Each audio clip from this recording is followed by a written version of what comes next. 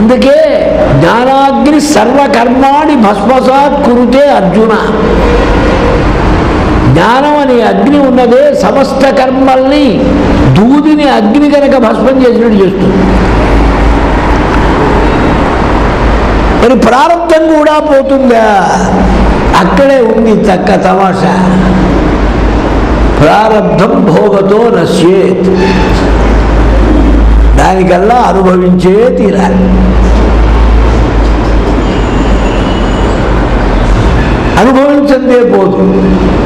మరి జ్ఞానాగ్ని అన్నీ పోగొడుతుంది కదా అన్నారు. అన్నీ పోగొడుతుంది, అయితే ఒక రకంగా పోగొడుతుంది. ఎట్లా? జ్ఞాని దృష్టిలో ఆ ప్రారంభం లేదు, మీ దృష్టిలో ఉన్నది. అయ్యో చూశారా, శంకరాచార్యుల వారికి కూడా భగంధర ప్రయోగం అండి అని మీరు అనుకుంటారు. ఆయనకు దేహభానం లేదు కనుక భగంధరం లేదు, రోగం లేదు, నొప్పి లేదు, మంట లేదు. అధ్యస్థమైనప్పుడే ఉన్నది శరీరం మీద. అధ్యస్థం కాకపోతే ఏమీ ఉండదు. క్లోరోఫారం ఇచ్చారు, కోసి పారేశారు కత్తులతో. 5 డాక్టర్, 8 గంటల ఆపరేషన్. అటు కోసి ఇటు కోసి అడ్డమైందల్లా కోశారు. అసలు నరమందకి ఇంకా కొత్త కోశారు. ఈ కోసని ఆ కోసని మొత్తం గుట్లు కట్టారు. వీడికి ఏం తెలుస్తావులే, బతికే ఉన్నాడు. అలాగే జ్ఞాననిష్టలో సమాధి యందు వివేకంలో ఉన్న మహానుభావుడికి ఈ శరీరమే తనది కానప్పుడు అటాచ్మెంట్ లేదు. ఏమి జరిగినా వారికి ఏమీ ఉండదు. అందుకే వారి మీద ఇతరులు ప్రయోగం చేసినా దాన్ని మళ్ళీ తిప్పగొట్టాలని చూసుకోరు. శరీరానికి ప్రారంధం ఉంటుంది. ఈ ప్రారంధం భోగతో నశ్యేత్. కనుక జ్ఞాని దృష్టిలో ప్రారంధం లేదు, మన దృష్టిలో జ్ఞానికి కూడా ప్రారంధం ఉన్నది. ఇక ఇతరులకు ప్రారంధం అనేది తప్పనిసరిగా ఉంటుంది. అందుకే ఎన్ని విన్నా,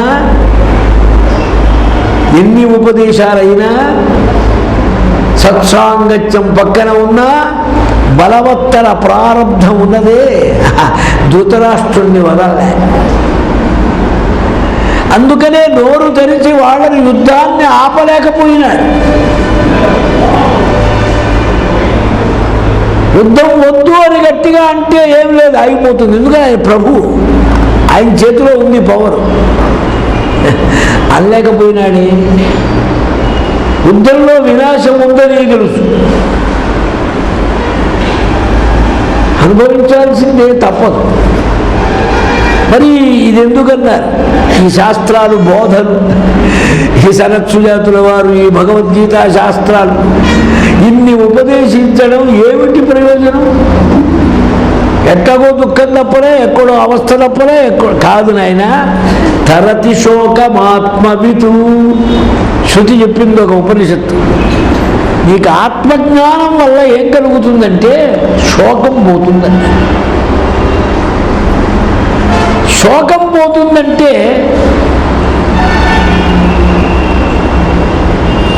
నీకు ఏమి కలిగినా నువ్వు నిబ్బరంగా నిలవగలుగుతావు. ఒక్క కొడుకును ఒక్క మాట అనలేని బలహీనత కలిగిన, పుత్రం వ్యామోహం, ప్రేమ వ్యామోహం కలిగిన ధృతరాష్ట్రుడు 100 కొడుకును చచ్చినా ఎన్నేళ్ళు బతిగాడు చెప్పండి? నా మధ్య మధ్య కెరటాల్లాగా వస్తుంది. ఇంకా ప్రాపంచికంగా ఉన్నప్పుడు కొన్ని సుఖ దుఃఖాలు వచ్చినట్టు కనపడతాయి. కానీ ధీరుడు గనక కృతార్థుడైనాడు ధృతరాష్ట్రుడు. ఎందువల్ల? సత్సాంగత్య, సత్ప్రబోధ, సద్విషయ శ్రవణం చేత. అది అతనికి అది గొప్పతనం. అది లేనివాడు దుర్యోధనుడు. పాపం, వాడు చేసేది పాడు పనే, వాడు తోడు నీడా పాడువాళ్లే. శకునిగాడు, కర్ణుడు, దుశ్శాసనుడు, ఎవడండి ఇందులో మంచివాడు? ఒక్క మంచివాడిని పెట్టుకున్నాడా బాబు? దుస్సంగ సర్వదైవ త్యాజ్య స్మృతిభ్రంశ బుద్ధినాశ సర్వనాశ హేతుత్వాత్. నారద భక్తి సూత్రం. దుస్సాంగత్యం నీకేం చేస్తుంది? వదిలిపెట్టు, దాన్ని పట్టుకోవోకో. ఎందుకని? నీ స్మృతి భ్రంశం, నీ బుద్ధి నాశం. బుద్ధి ఒకటి నాశనం అయితే సర్వనాశనమే. అందుకే అంటారుగా బుద్ధి కర్మానుసారిణి అని.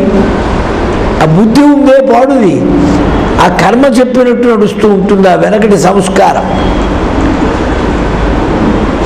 కనుక దుస్సాంగత్యం చేత దుర్యోధనుడు చెడ్డాడు, సత్సాంగత్య ప్రభావం వల్ల ధృతరాష్ట్రుడు కృతార్థుడైనాడు. ఈ కష్టాలంటారు, ఇది ప్రాక్తనం, జన్మాంతర భాగం. అసలు ఇంద్రుడికి శాపాలు కష్టాలు ఉండేగా పాండవులైనారు. ఈ అరణ్యవాసాలు, ఈ అజ్ఞాతవాసాలు ఇవన్నీ ఎందుకు వచ్చినాయి? ఇంద్రుడికి వెనక కలిగిన శాపముల యొక్క ప్రభావం వల్ల ఈ దుఃఖాలు వారికి తప్పలే. ప్రారంభం వచ్చిపడ్డా నిబ్బరంగా ఉన్నవాడు, అంటకుండా ఉన్నవాడు సుఖదుఖాలు వస్తూ ఉంటాయి, పోతాయి. ఈ ద్వంద్వాలు ఉన్నాయే, ఇవి లాభ నష్టాలు, జయ అపజయాలు, అవమాన సన్మానాలు వస్తూ ఉంటాయి, పోతూ ఉంటాయి. వాటిలో మనకేమీ సంబంధం లేదు. ఏది ఎప్పుడు రావాలో అప్పుడు వచ్చి పడుతుంది, వెళ్ళేటప్పుడు వెళ్ళిపోతుంది. సంపద అంతే, ఆపద అంతే. ఈ ధీరత్వం కలుగుతుంది వేత్తలైనటువంటి వారికి. ఈ ధీరత్వం వల్ల కొన్ని ఆపదలను, కొన్ని ఇబ్బందులను వాడు పాపం తట్టుకుంటాడు. అయ్యా, సమంవస్త జీవితం మృత్యునా స్యాత్. మీరు బ్రతికి ఉన్నా మరణించిన దానితో లెక్క అన్నారు.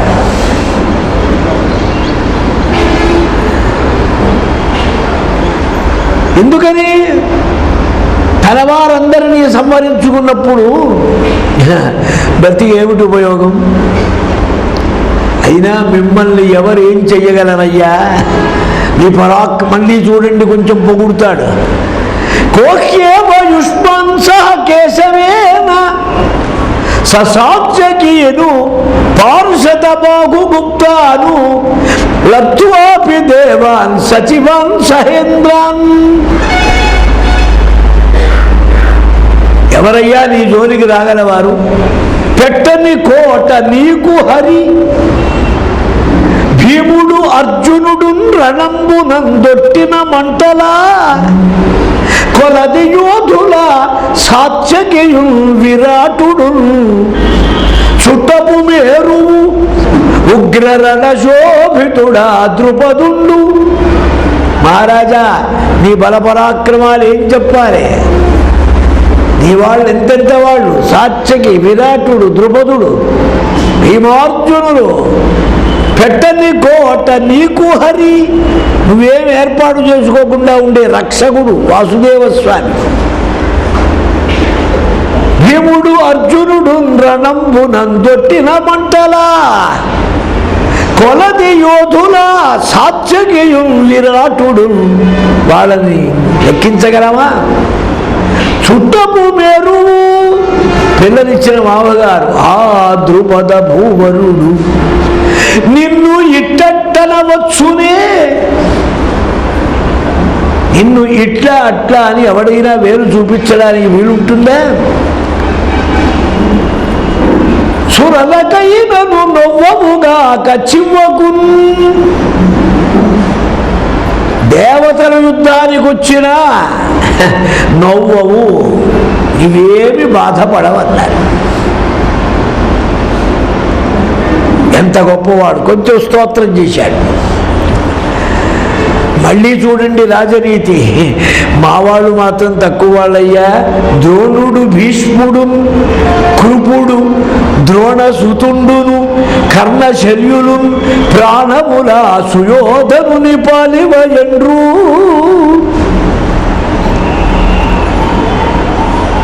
బాహ్లిక సోమదత్తులు ఆ స్థానునకైన ఓడరు. బాహ్లికుడు సోమదత్తుడు ఉన్నాడు, శంకరుడు వచ్చినా కూడా భయపడ్డాడు. వశంబె జయింపగవారిని ఎరిగిను. వాళ్ళని గెలవటం ఎవరికైనా వీలవుతుందా? నువ్వు పెద్ద సస్పెన్స్ తెచ్చిపెట్టాడు వాడు. మీ వాళ్ళు గొప్పవాళ్ళు, మిమ్మల్ని ఎవరు గెలవాలని అన్నాడు. మా వాళ్ళు గొప్పవాళ్ళు, వాళ్ళు గెలవటం కష్టం అన్నాడు. అసలు ఏమిటా నీ ఉద్దేశం? మహద్బలం ధార్తరాష్ట్రస్య రాజ్య.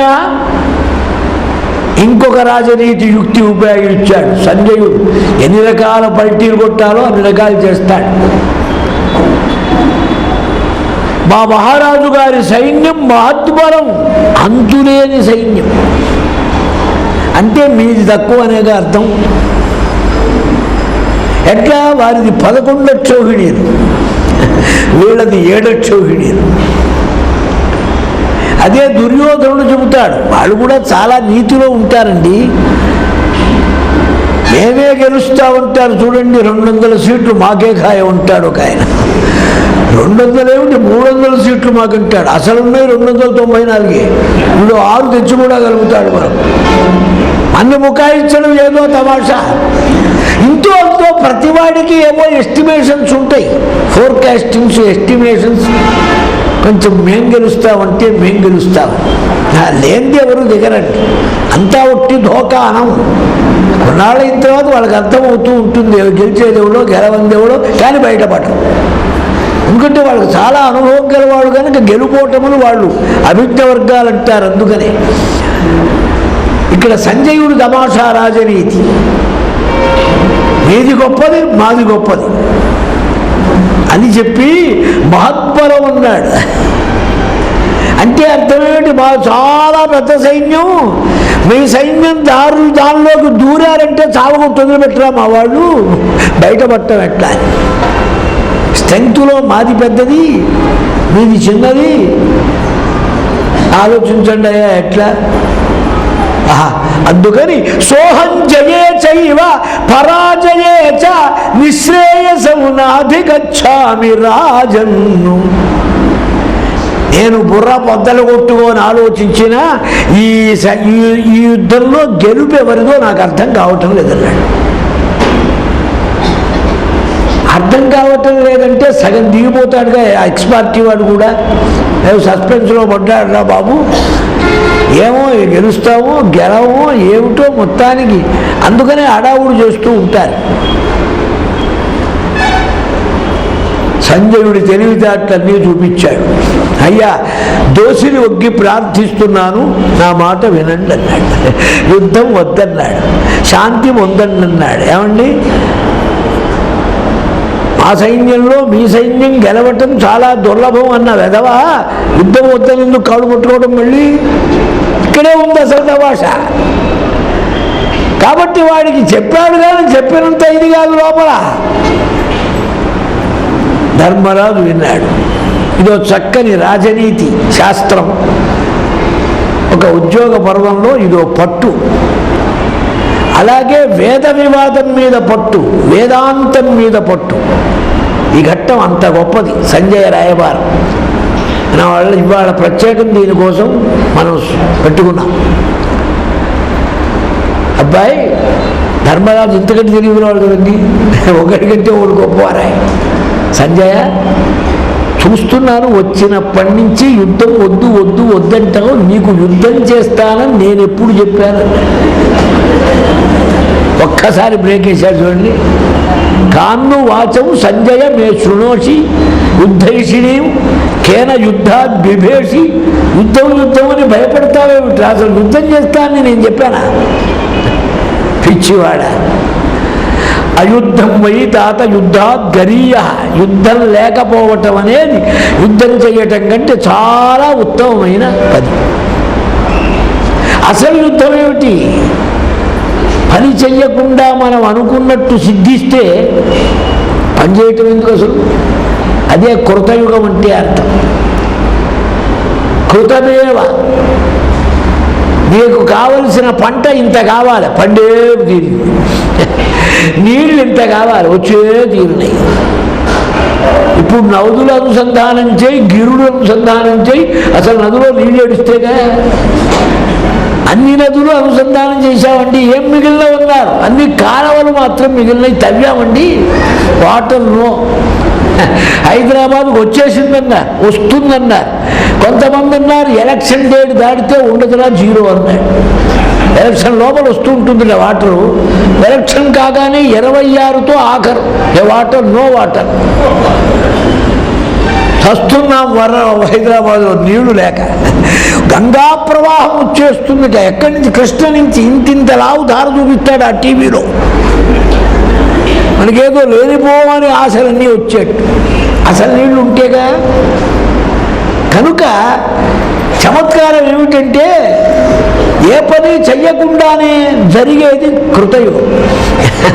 ఇప్పుడు మీరు బిందు సేద్యం చెయ్యండి, కృత్రిమ మేఘాలు కురిపించండి, ప్రాక్టికల్గా సైంటిస్ట్ అంతా తలకాయలు పగలగొట్టుకోండి. ఇప్పుడు మీరు 100% అనుకుంటే 2% కూడా జరగదు. అది కలియుగం. చేసినట్టు కొంచెం ఆలోచించినట్టు జరుగుతూ ఉంటుంది త్రేతాయుగం. ఎక్కువ శ్రమ పడితే పర్సంటేజ్ ఫలం కూడా చక్కగా వస్తూ ఉంటుంది ద్వాపరం. ఇది యుగధర్మం. మనం ఏం చేస్తాం? ఏనాడో దేవీ భాగవతంలో రాశారు, జీవ నదులన్నీ ఇంకిపోతాయని. విజయవాడలో కానకట్ట యువతలు చూస్తే మనకే అర్థమవుతుంది, జీవమా అజీవమా. ఎప్పుడో ఫ్లడ్స్లో వస్తుంది మనని ముంచడానికి, కొంపలు ముంచడానికి. వచ్చేవాన కూడా మనకు ఉపయోగకరంగా రాదు, దీంతో సదిగా. అప్పుడు మనము ఉపయోగించుకో. అప్పుడు గేట్లు తెరిచి వదిలేసి పోనిచ్చి తర్వాత ఏడుస్తాం సముద్రంలో పోయిందని. కలియుగం యొక్క చమత్కారాలు. 3 పాళ్ళు ప్రయత్నం, 1 పాలు కార్యసిద్ధి గట్టిగా ఉన్నది ద్వాపరయుగం. కర్మ పని చెయ్యకుండా ఫలం సిద్ధిస్తే ఎవడూ పనిచేయడు. అందులో కుతో యుద్ధం దేవశబ్ద. యుద్ధాన్ని కోరుకున్నాడంటే వాడికి ఏదో దైవానుగ్రహం లేనివాడు, దైవ శాపం ఉన్నవాడు కోరుకుంటాడు. అబ్బాయి, మా పాండవుల సంగతి కొంచెం చెబుతా విను. మేము సుఖాన్ని కోరుతాం, పని చేస్తాం.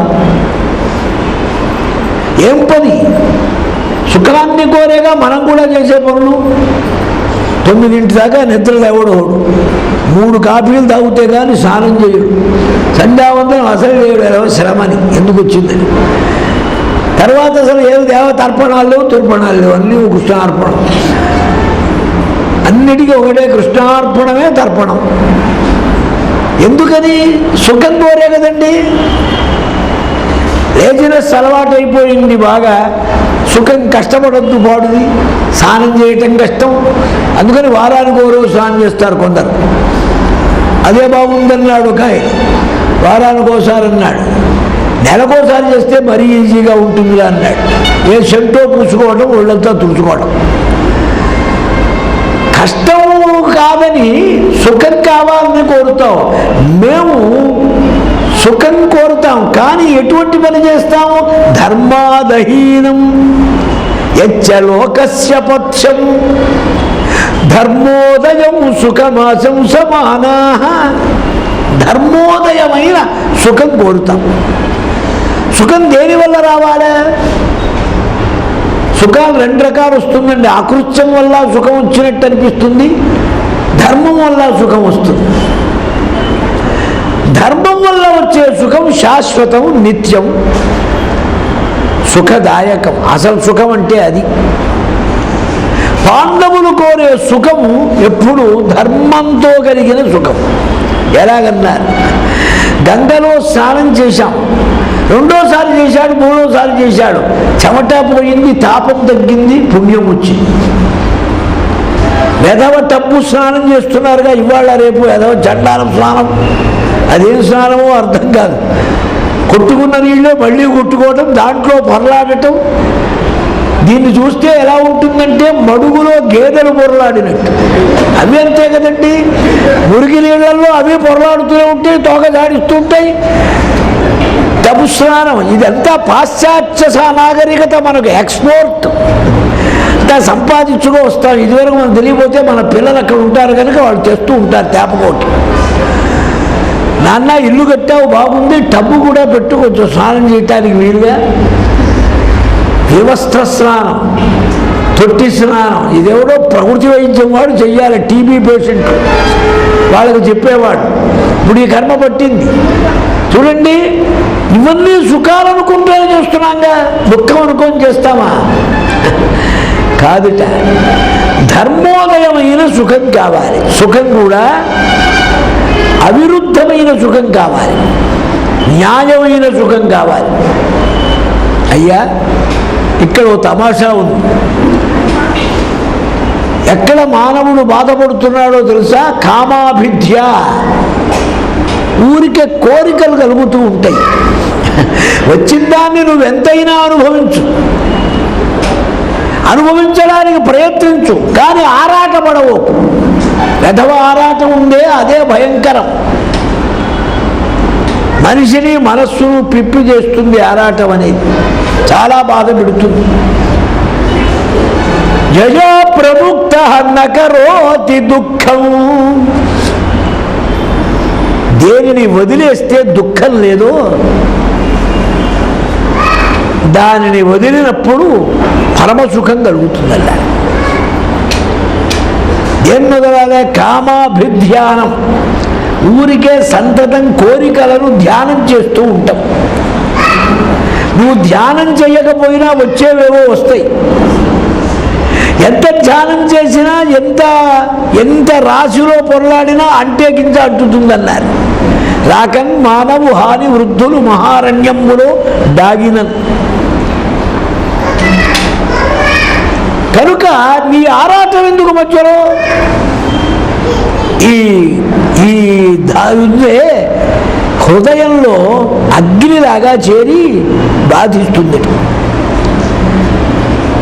పోనీ అనుకున్నది వచ్చిందండి, తృప్తి ఉంటుందా?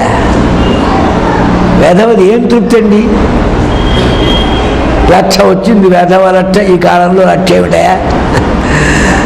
ఈయన వెనక 100 అనేదానికి ఇప్పుడు 1,00,000 ఈక్వల్ కాదన్నాడు. అయితే కోటి ఏం కోటి అండి? 1000 కోట్లు ఉన్నాయిట ఓడికి 3000 కోట్లు సంపాదించేటవాడు. 14 మహాయుగంబులొక భూపాలుండు చెల్లించ అయ్యుదయాస్తాచల సంధినాజ్ఞనొకడాజుష్మంతుడై వీరి అభ్యుదయం ఎవ్వరు చెప్పగా వినరు అల్పుల్ మత్తులై ఏల చచ్చదరో రాజుల ముంచు అక్కడకట శ్రీకాళహస్తీశ్వర. ఈ తెంపెక్కడ జరుగుతుంది చూడు. సంజయ, మా పెత్తంటి గారి సంగతి చూడవయ్యా. మమ్మల్ని కూడా కలుపుకుంటే ఈ చతుస్సముద్ర ముద్రిత విశ్వంభర వలయ చక్రాన్ని నిర్లక్ష్యంగా పరిపాలించుకోవచ్చు. అసలు దుఃఖం లేదు, శత్రుత్వం లేదు, బాధ లేదు. కానీ మమ్మల్ని తోసేసి ఆయన అనుభవించాలనిగా. ఎవరైనా సుఖపడుతున్నాడా అన్నారు. 13 ఏళ్ళు అయింది మేము అరణ్యానికి, అజ్ఞాతాలకు వెళ్ళాం. ఈ యావత్ భూమండలం ఆయన చేతిలో ఉన్నది. ఏదైనా సుఖం ఉన్నదా? లేదుగా. ఎందుకని? ఎప్పుడు వచ్చి పాండవులు నిద్రపడతారు అని వాళ్ళు వచ్చి అడుగుతారేమో మా ప్రాపర్టీ మాకు ఇవ్వమని. అయినా పెద్దవారిని దూషించడం ఎందుకులే. మాకు దురదృష్టం ఉంది, దుఃఖాలు అనుభవించాం. ఆయన అదృష్టవంతుడు, కొడుకులతో సుఖంగా ఉన్నారు పెద్దవారు. మంచిదే, అది వదిలేసాయి. స్వయం రాజా విషమస్థ పరేషు సామర్థ్యమన్విచ్చతి తన్న సాధు. విషమస్థితిలో ఉన్నాడు, ఇతరుల మీద ఆధారపడుతున్నాడు. తన ధైర్యం మీద తను ఉండవలసిన వాడు ఇతరుల మీద ఆధారపడి వారేదో చేస్తారనే భ్రమలో ఉన్నాడు. అది మాత్రం దుఃఖహేతు అవుతున్నది ఆయనకి.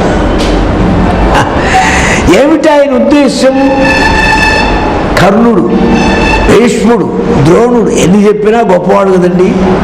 సమరంబందు గురుండు భీష్ముడు కృప అశ్వత్థామలు ఏనాటికి తమ పక్షమును వీడరంచు విజయోత్సాహంబు సాధింపగా తమకే చెల్లునటంచు నమ్మియున్నారు ఈ కుమతులు. కానీ గోగ్రహణంబు నాడెరుగరొక్కో తారతమ్యములను. నిన్న మొన్న జరిగిందిగా గోగ్రహణం. వీపు బద్దలై వచ్చారు ఒక్క అర్జునుడు. ఏమైనారు వీరంతా? చాపాచార్యుడు, భీష్ముడు, కృపుడు, అశ్వత్థామయుడు, కర్ణుడు, రూపశ్రేష్ఠుడు తారు మున్నెరుగరే. కయ్యంబులు ఆశాపాశంబులు చుట్టలా వెలిగియు సావేణి మార్కుందురు ఇంతే పో తమ్ము కపిధ్వజ ప్రబల అంధీభూతులను చేయవే.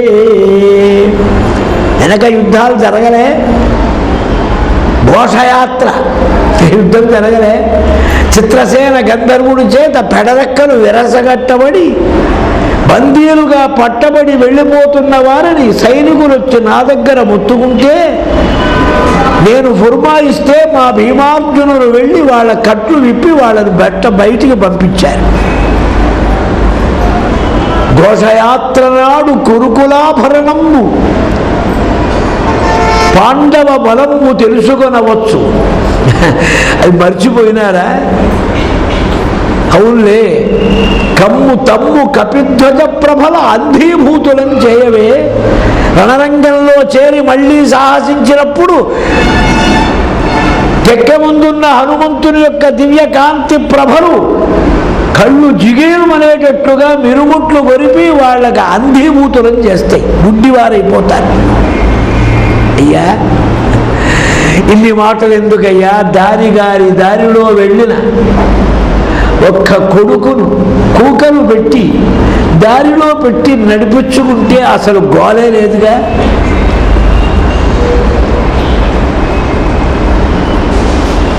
వాళ్ళు పొగరుబోత్తనంతో కుర్రతనంతో ముందుకు వెళ్ళారనుకో, కొడుకులు వేగిరించిరనుకో. కొంచెం బుద్ధి చెప్పొచ్చుగా తండ్రి. వారి మాటలు వినక ఆప్తుడై ధర్మం చెప్పి హితం కోరి క్షేమాన్ని కాంక్షించిన పరమధర్మవేత్త అయిన విదురుణ్ణి తోసి దుర్భాషలాడి విదురుని మాటలు వినక అయినా ఎందుకులేమా నాయనా సంజయ, మా పెద్దండి గారు శాంతి కోరారన్నావు అంతేగా, మేము అదే కోరుతున్నాం. కైపా ఇంకేం? కానీ అది కుదిరేదేనా? సంపద దక్కియుండగా అశక్తులనంజను మమ్ము పిల్చి పూజింపగా అంత పేలే పతి చెప్పెడు వారల బుద్ధి నాడ మన్నింపడా ఇంక నేలయగు నీ వడియాసల వచ్చి రిత్తగారింపగ మాను అతని చరిత్రము నీకును మాకు వింతయే. సంపద దక్కియుండగా అశక్తులనందను మమ్ము పిలిచి అరణ్యాలు పట్టుకోపోయి ఆశ్రయం లేక నీడ లేక ఆధారం లేక పడి ఉన్న పాండవులను మర్యాదగా పిలిచి తమ్ముడు కొడుకులని గౌరవించి మా రాజ్యం మాకిస్తాడా? అంత తెలివి తక్కువాడయ్యా, అంత పేలే పతి. చెప్పెడు వారల బుద్ధి నాడమన్నింపడా. విదురాది సజ్జనులు చెబుతూ ఉంటే ఉన్నా విన్నాడా? ఇంకా నేలయగు ఎందుకు జరుగుతుందయ్యా పని? అడియాసల వచ్చి రిత్తగారింపగమాను.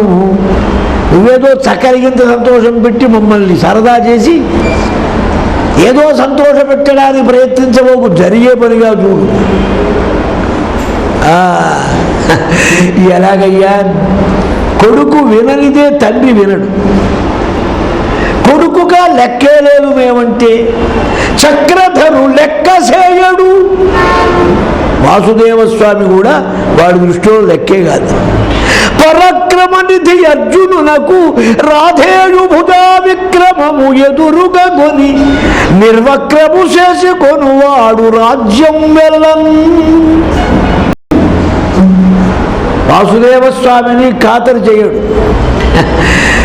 అర్జున దివ్య వీర్య పరాక్రమ ప్రభావాలను లెక్క చెయ్యడు. అందుకని వాడుకోడు దొరికాడుగా కర్ణుడు, వాడుంటే మాకింకేమిటని వాడి ఆధారంతో ఎంతైనా మనం విజయం పొందవచ్చని అనుకుంటున్నాడు. నాయనా, ఐశ్వర్యం నో జీవతి భీమసేనే ధనంజయే నకులే సహదేవే చ సంజయ. పగటి కలను కనటం తప్పితే నిర్వక్ర విక్రమ ప్రభావ సంపన్నుడైన భీమసేనుడి గదాదండ మండితుడై ఉండగా గాంధీవధారి అయిన సవ్యసాచి పరాక్రమ ప్రభావాలు చూపించగా ఇంద్రుడు కూడా వచ్చి పాండవ రాజ్యాన్ని అపహరించలేడు.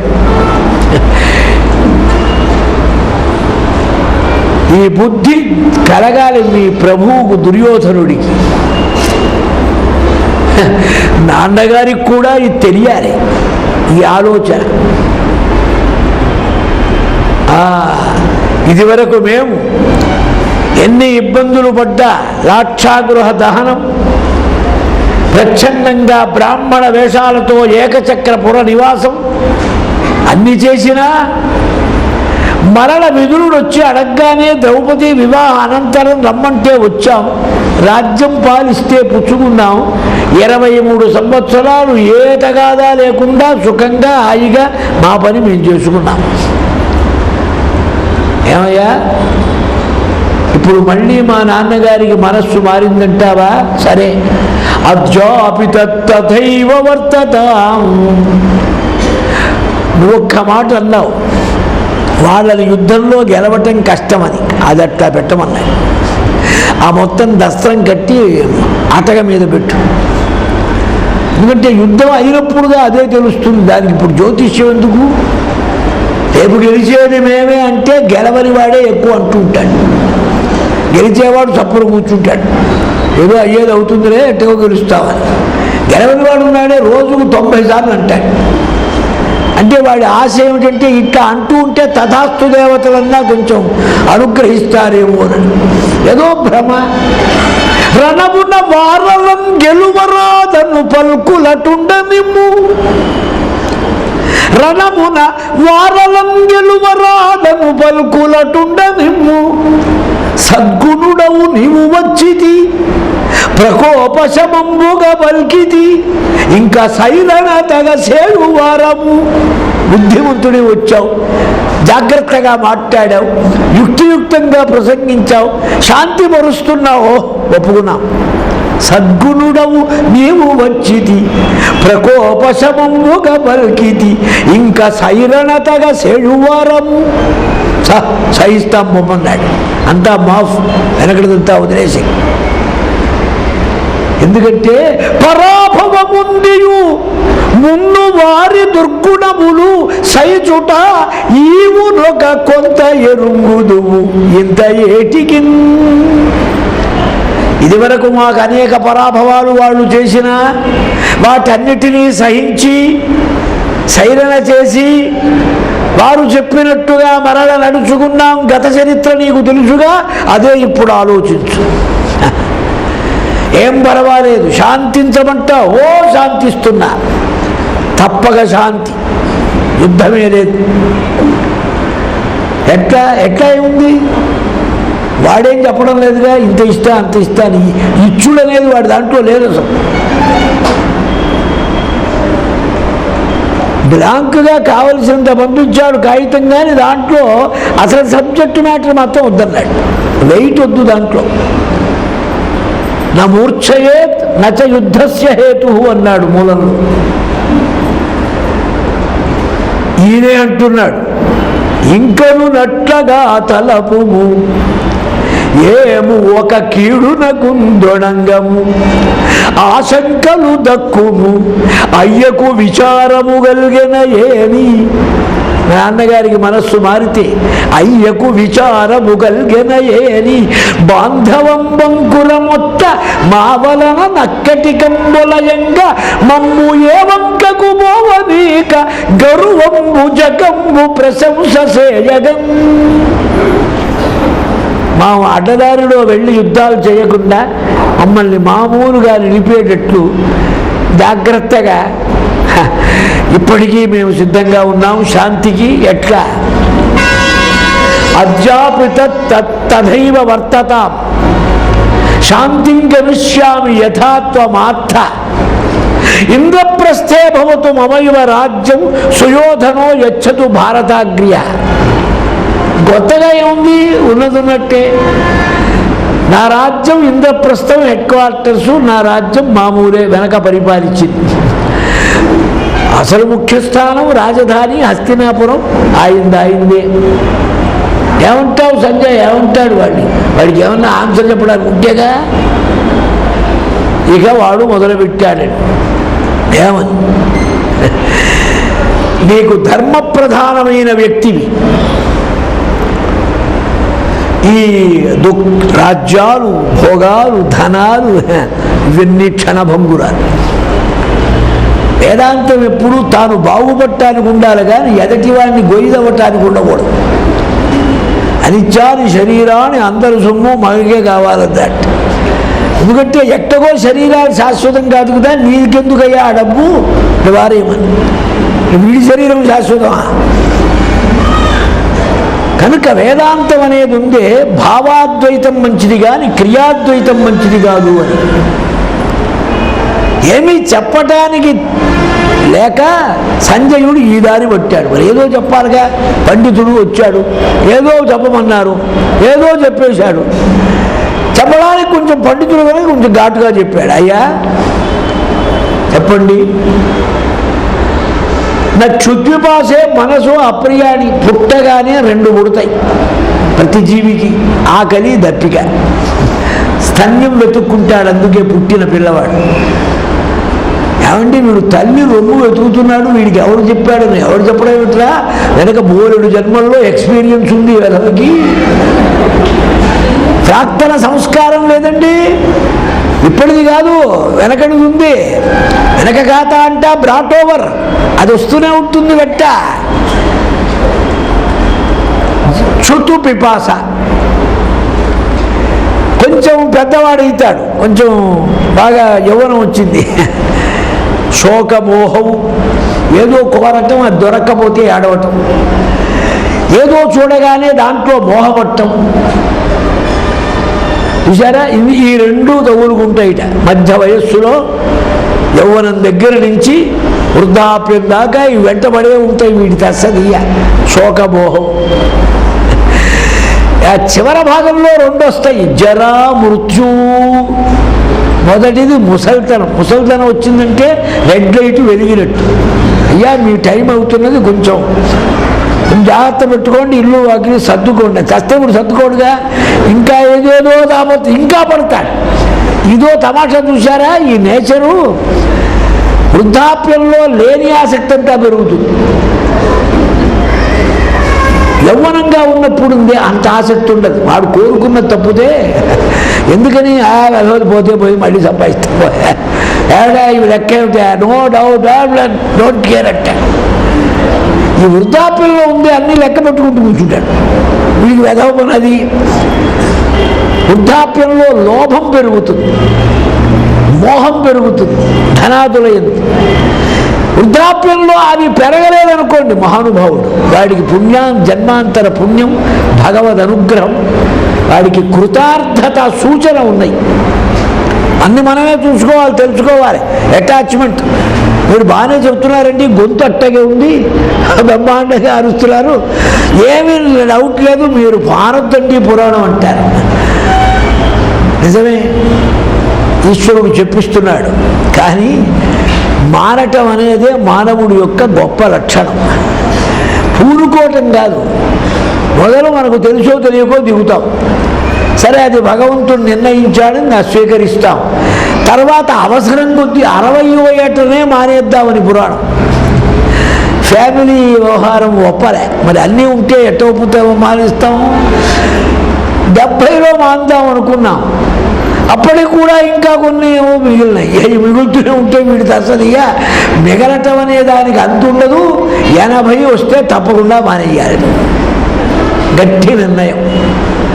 ఇదే నేను బెజవాడలో సీరియల్ చెప్పడం చివరి భాగం. ఎందుకని ఏదో ఒక రోజు మాట్లాడటం, ఒక రోజు మాట్లాడేది బతికున్నంత వరకు ఉంటుంది లేండి, అది మారటానికి వీల్లేదు, అది మన చేతిలో పని కాదు. వృద్ధాప్యంలో పెరిగే వాటిని కొన్ని కంట్రోల్ చేసుకోవాలి మానవుడు. అదే వానప్రస్థం అంటే. అరణ్యానికి వెళ్ళక్కర్లే, వెనక వాళ్ళు ఈ టైం వచ్చేప్పుడు అరణ్యానికి వెళ్ళేవాడు. ఇప్పుడు అరణ్యానికి వెళితే వీరప్పని తగులుకుంటాడు.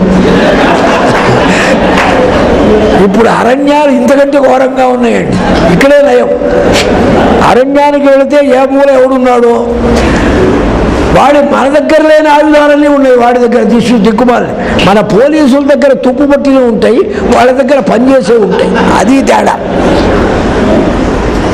కనుక ఇప్పుడు ఎక్కడికో వెళ్ళక్కర్లే, గృహస్థాశ్రమం చాలా గొప్పదన్నారు. అసలు ఇవాళ కథలోనే తమాషా, ఆశ్రమాల్లోకి ఏది గొప్పది? చాలా గొప్ప ఆశ్రమం గృహస్థాశ్రమం. గృహస్థాశ్రమం నుంచి సన్యాసం పుచ్చుకుంటాం, సన్యాసం పుచ్చుకుంటాం. చాలామంది ఆరాట పడతారు. సన్యాసం పుచ్చుకునేది కాదు, మైసూరు పాక ఇస్తే పుచ్చుకోవడానికి. సన్యాసం పుచ్చుకుంటాం, సన్యాసం పుచ్చుకుంటాం. పుచ్చుకోవడం ఏంటి, ఇచ్చుకోవడం ఏంటి? ఇచ్చేవాడెవడు, పుచ్చుకునేవాడు ఏదో ఎర్రగుడ్డ ఇస్తారు, దండం ఇస్తారు. కానీ యదహరేవ విరజేత్, అఖండ ఐహికాముష్మికాలు రెండింటినీ వదలగలిగినటువంటి వైరాగ్యం ఎక్కడ వేస్తారు? వైరాగ్యం ఉన్నదనుకోండి, అటాచ్మెంట్ లేదు, నీకు సంసారంలో ఉంటే మాత్రమే. ఆశ్చర్యవత్ పశ్యతి కశ్చిదేనం. నువ్వు సీరియలో సినిమా చూస్తున్నావు, ముడిగిపోతావా? వినోదంగా వాడు వేదవ ఎట్ట చేశాడయ్యా, భలే తమాషా, వాడు చస్తున్నాడు, వాడు చంపుతున్నాడు సినిమాలో, నీకేమన్నా వాడికి వినోదంగా ఉంది, విలాసం. ఎందుకని? అది సత్యం కాదని నీకున్నది నిశ్చయం. అలాగే ఈ జగత్తు సుఖదుఖాలు, లాభనష్టాలు, హానివృద్ధులు నిత్యం కాదని నీకు నిశ్చయబుద్ధి ఉన్నప్పుడు అది అభ్యాసం చెయ్యి, అదే విరాగం. అప్పుడు సర్వం కూడా సమమైతే. కనుక గృహస్థులైనా వైరాగ్యవంతులై ఉండొచ్చు, ఆత్మానుసంధానం చేసుకోవచ్చు, చాలా ఫెసిలిటీస్ ఉన్నాయి. సన్యాసం తీసుకుంటే ఏం లే, బెట్టే మిగిలేదు. దండాలు పెట్టే వాళ్ళకల్లా నారాయణం లేక నాలుగు దుంప దిగిపోతుంది. దండాలు పెట్టించుకోవడం గొప్ప అనుకుంటున్నారా? మహాప్రారంభం అండి. నాకు అదే భయం, వచ్చి కాలమే పడుతుంటారు, ఏం చేయాలి? కృష్ణారామాని ఏమన్నా ఉంటే అది కష్టం, కృష్ణార్పణం అవుతుందే, అసలు ఉన్నదే లేదు, ఏడిచి ఇక్కడ నిల్లు సరుకు. కనుక ఏదో ఉన్నతాశ్రమానికి వెళ్ళటం అనేది అది కాదు. ఇక్కడ రెండు వాదాలు ఉన్నాయండి, అందుకని విషయం చెప్తున్నా. ఒక వాదం సంజయుడు సర్వత్యాగం గొప్పది అని చెబుతాడు. ధర్మరాజు గృహస్థాశ్రమం గొప్పదంటాడు. ఈ రెండు వ్యాధ ప్రతివాదము. ఇదే సంజయ రాయబారం ప్లాట్ఫారం. ధర్మరాజా, అంత ఐశ్వర్యం వచ్చినా మృత్యువు తప్పదుగా, ముసల్తనం తగ్గదుగా. శరీరం వదిలామండి, పోన్లేండి ఇప్పుడేదో కొంత చేసాం తర్వాత చేసుకుందామంటే ఈ శరీరం వదిలిన తర్వాత చేసేదేముండదు, అనుభవించే తప్పుది. చేసే చోటు ఇదండి, అనుభవించే చోటది. మరి అమెరికా వెళతాం, చాలా సుఖం ఉంది, చాలా సౌకర్యాలు ఉన్నాయి. ఇక్కడ చేసేది ఏముంది? గ్రామ్ ఫోన్ పెట్టుకొని సత్యావతం చేయించుకోవాలి. ఏదో ఏం చెప్పాడో వాడేం చెప్పాడో వీడేం ఏదో సాటిస్ఫాక్షన్. ఇక్కడ అలవాటు పడ్డవాళ్ళం కనుక మేము కూడా సత్యావర్తం చేశామండి, మేము కూడా అక్కడ ఉపనయనం చేశాం, 4 రోజులు చేశాం, 8 రోజులు చేస్తే ఎందుకని? ఈ భారత భూమి కర్మభూమి. ఇక్కడ నువ్వు ఏం చెయ్యి, చేసిందల్లా డిపాజిట్కు వెళ్ళిపోతుంది, ఇంకో చోట చేసేది లేదు. అది భోగభూమి. స్వర్గానికి వెళ్ళావు, మంచి బాడీ వస్తుంది, ముసలితనం రాదు, రెప్పపాట్లు పడవు, చెమట పట్టదు, నందనవనం పూలు వాడిపోవు, 30 ఏళ్ళే ఎప్పుడు వయస్సు. అందుకే త్రిదశ అని పేరు వాళ్ళకి. 3 దశలు, దశ అంటే 10, 30 ఏళ్ల వయస్సులో ఉంటారు. కానీ వాళ్ళు చేయగలిగింది ఏమీ లేదు. ఆ భోగం ఉండే పుణ్యభోగం ఉన్నంత వరకు అనుభవిస్తూ ఉంటారు. ఇక్కడ నీవు 1 రూపాయి పుణ్యం చేస్తే కాంపౌండ్ వడ్డీ పెరుగుతుంది, అక్షయమవుతుంది. ఒక రాజున్నాడు, వాడు పరమ దుర్మార్గుడు, స్త్రీ లోలుడు. ఎన్ని వేల స్త్రీలను అనుభవించాడు తృప్తి లేక, రాజ్యభోగాలు అనుభవించాడు, పాపాలు చేశాడు. వాడి జీవితంలో పుణ్యం లేదు. వాడికి ఎందుకు కలిగిందో ఏ జన్మాంతర సంస్కార ప్రభావము, ఒక సత్పాత్ర ముందు నిస్వార్థంగా పరమేశ్వర ప్రీతిగా దానం చేశాడు, ఈశ్వరార్పణ బుద్ధితో. అది చాలా గొప్పది. యమధర్మరాజు దగ్గరికి వెళ్ళాడు, అడిగాడు, ఏదైనా నీకు పుణ్యం గొప్పది ఉంది, పాపం అంతకంటే ఉంది, ఏది అనుభవిస్తావన్నాడు. వాడన్నాడు, ముందు పుణ్యం అనుభవి తర్వాత పాపం అంటే కష్టము, ముందు పాపం అనుభవించి తర్వాత పుణ్యం అనుభవించడం తేలిక, ముందు పాపమే ఇవ్వండి అన్నాడు. 24 జన్మలెత్తాడు. పాము, కోడి, కుక్క, గబ్బిలం, గేదె, ఎండ్రకాయ, చేప, ఒకటి కాదు. 25వ జన్మ వచ్చింది, బ్రహ్మరక్షస్ అయినాడు. భయంకరమైన ఆకారంతో అరణ్యాల్లో తిరుగుతున్నాడు. వామదేవ మహర్షి వారు వచ్చారు, అపర శివావతారం, శరీరం నిండా భస్మ, అలుదుకొని ఉన్నాడు. ఆయన నిల్చున్నాడు చెట్టు దగ్గర. వీడు ఆయన్ని చూశాడు, ఇవాళ ఏది ఆహారం దొరకలేదు, ఈయన్ని విరుచుకో తిందామని వచ్చి వేడికొచ్చాడు. హుమ్మన్నాడు ఆయన చేత్తో. ఆ చెయ్యి కదిలిచ్చినప్పుడు ఆయన శరీరం మీద భస్మ వీడి మీద పడ్డది. అంతే, వాడికి జ్ఞానోదయమైంది. 24 జన్మల గుర్తొచ్చింది. స్వామి, నేను వెనక రాజును, ఒక్క పుణ్యం చేశా నిస్వార్థంగా. ఆ పుణ్యం 25వ జన్మ చివర నీకు వస్తుంది అని చెప్పాడు యమధర్మరాజు. నీ దర్శనం అయింది, నేను పవిత్రుణ్ణైనాను, నాకు జ్ఞానం కలిగింది. చూశారా? కనుక నేనేదో దుఃఖం పొందుతున్నా, అనుభవిస్తున్నా అని దుఃఖపడద్దు, మరణ పుణ్యానికి ప్రయత్నం చేయి. ఏ జన్మాంతర మహత్తర సంస్కారమో ఒక వేవు వచ్చి అమాంతం క్వచితి తరతి కశ్చన. భాగవతంలో అంటాడు, నదీ ప్రవాహంలో వెళ్ళే దూలము లోపలికి వెళ్ళి వెళ్ళి వెళ్ళి ఎప్పుడో ఒక తరంగం మీద ఒడ్డున పడుతుందిరా. అలాగే సంసారి కూడా అనేక జన్మలెత్తినా వెళుతూ వెళుతూ వెళుతూ ఎక్కడో కృతార్థతను సంపాదిస్తాడు. వెనకటి పుణ్యవశం మనం ఉన్నట్టయితే. కనుక ఆ సంస్కారం పోలే. వామదేవ స్వామి వారి సాంగత్యం కలిగి ఆ భస్మ ప్రభావం చెప్పారు. అందుకనే భస్మధారణ చాలా గొప్పదన్నారు. సర్వ పాపాలను పోగొడుతుందన్నారు. భస్మం ధరిస్తే పాపం అనేది నిలవదన్నారు. అందుకే మరణించిన తర్వాత నీళ్లు పోసి విభూది రాస్తారు వాడికి. భస్మం గనక ధరించి ఉన్న శవం దగ్గరికి శివదూతలు వస్తారట, యమదూతలు రారు. ప్రాణం పోయిన తర్వాత పూస్తాం కనుక మనకి అటు ఇటు కాకుండా ఉంటుంది. ప్రాణం పోకుండానే భస్మం ధరించిన వాడు శివలోక ప్రాప్తి అన్నారు. ఈ భస్మ మాహాత్మ్యం స్కాంద పురాణంలో చెబుతారు.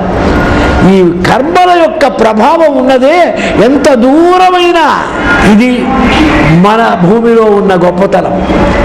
ఇక్కడ నీకేమైనా సరే పుణ్యం సంపాదించవచ్చు, సంపాదించే ప్రభావం ఉన్నది ఇక్కడ. ఈ భరత భూమిలో పుట్టి కేవలం భోగానికో రాజ్యానికో వైభవానికో ఉండటమేమిటయ్యా? ఏం పర్వాలేదు, యోగ భూమికను పొందు, యోగాభ్యాసం చేయి, కృతార్థుడు అవుతావన్నాడు సంజయుడు. వీడింత చెప్పింది అది. ఇంకొక మాట అన్నాడు, తన వారు జ్ఞాతులు కురు మహావీరులను సంవరించి రాజ్యము సంపాదించుకోవడం కంటే భైక్ష్యమపి అంధక వృష్టి రాజ్యే, బెచ్చమెత్తుకున్నా మంచిదేనన్నాడు. హింస లేకుండా, తన వారిని చంపకుండా. ఇంతో కూడా ఒక మాట అన్నాడు, అంధక వృష్టి రాజ్యే, భిక్షం కూడా ఎక్కడ? మా దుర్యోధనుడు కురు రాజ్యంలో పెట్టనివ్వకపోవచ్చు మీకు ముష్టి, మీ అత్తవారి ఊళ్ళో కానీ పంజాబ్లో కానీ ఆ మేనమావుల ఊళ్ళో ఉందిగా గుజరాత్, ద్వారక, అక్కడ ఎత్తుకున్నా పర్వాలేదు. ఎంత గడుగ్గా ఈ మాట, ఎంత పోటుగా అన్నాడు. అప్పుడు ధర్మరాజు అంటాడు, సంజయ, ధర్మం అన్నిటికంటే గొప్పది అని చెప్పావు, అందులో సందేహం లేదన్నాడు. అయితే నన్ను ఊరికే దూషిస్తున్నావు, నేను ప్రవర్తించేది ధర్మమా అధర్మమా తెలుసుకొని దూషించరా? ముందు తెలుసుకోవాలిగా. ఎందుకు తెలియబడదన్నారు? అక్కడే చిక్కు. ధర్మం ధర్మంగా, అధర్మం అధర్మంగా ఉండదుటండి లోకంలో. మనం బోల్తా పడతాం. రోజు పొద్దున్నే తెల్లవారుజాము స్నానం చేస్తాడు, యమ జపం చేస్తూ ఉంటాడు, పేరుతూ ఉంటాడు, మహాచారంగా ఉంటాడు, ఏవేవో మంత్రాలు జపాలో అద్భుతంగా. ఏమిద్దుకురా అన్నారు, పక్కవాడి కొంప తీయటం, ప్రయోగాలు చేయటానికి. ఇది అధర్మం.